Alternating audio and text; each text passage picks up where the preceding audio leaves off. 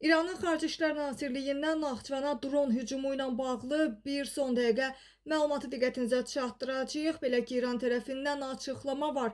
Gündəm xəbərin efirində 4 mart tarixidir. Belə ki, İran Xarici İşlər Nazirliyinin müavini Kazım Qərbabadi Naxçıvan Beynəlxalq Aeroportuna dron hücumu ilə bağlı məlumatlara münasibət bildirib.